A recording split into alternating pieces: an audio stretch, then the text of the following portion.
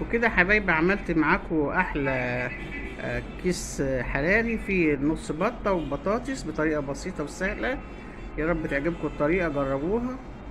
خشوا الفيديو شوفوا احنا عملنا احلى بطاطس مع البطة في كيس الحراري. السلام عليكم، ازيكم يا حبايبي؟ عاملين ايه؟ ان شاء الله يا حبايبي هعمل معاكم النهارده صدر بطة.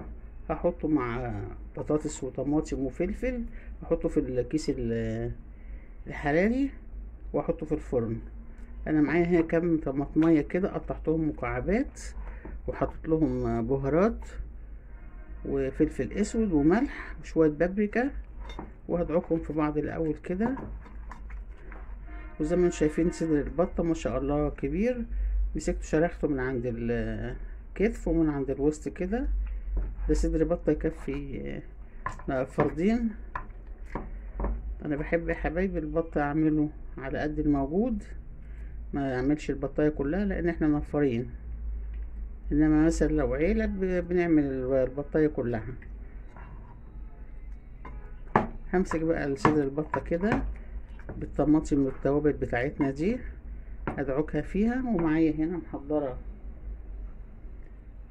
بصلاية وسط وقرنين فلفل حراقين، ومقطعة البطاطس كده مكعبات هرميها معاهم في الكيس الحراري. ادعك البطة بقى واحضر الكيس وارجع لكم.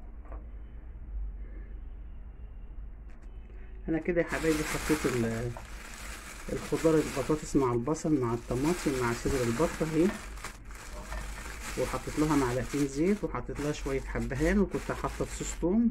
هنربطها بقى ربطة كويسة ونحطها في فرن حرارته درجة حرارة 200، ويكون ولع قبليها على الأقل ما فيها بربع ساعة أو 10 دقايق.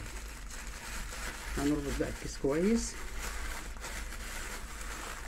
ونيجي هنا اهو هنخرمه بالخلة.